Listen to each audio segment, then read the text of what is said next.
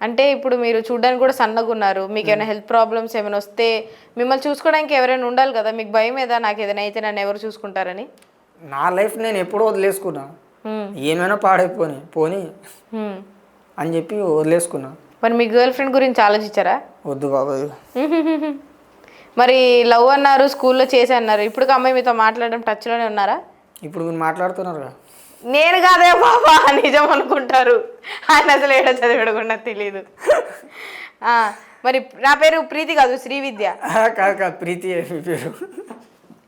నన్ను వేసుకుంటారు.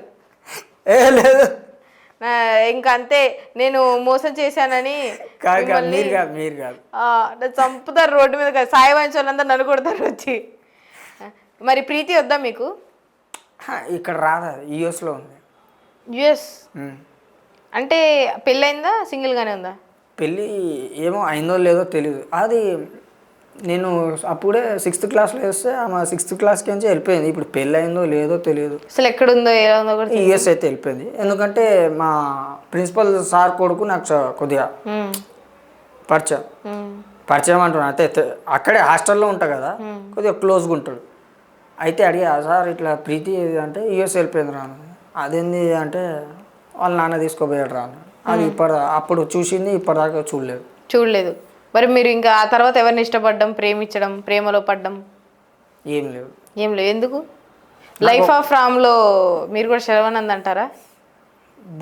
అంత పోల్చకండిలే. అంటే మీ సమంత ఇప్పుడు యూఎస్ నుంచి రావాలంటారా? సమంతనా? అంటే ఆ మూవీలో హీరోయిన్ సమంతనే కదా. యూఎస్లోకి వచ్చి ఆమె రాదు, నేను చూడను, అయిపోద్ది. పోనీ మీరు వెళ్ళారు అక్కడికి ఏదో విధంగా ట్రై చేసి? వెళ్ళిపోతాగా ఆమె కోసం. వెళ్తారు. పెళ్ళైందని తెలిస్తే వెళ్ళాక వెళ్తా, కానీ ఎట్లా వెళ్తా అది అడగరు. ఎట్లా వెళ్తారు? జస్ట్ 180.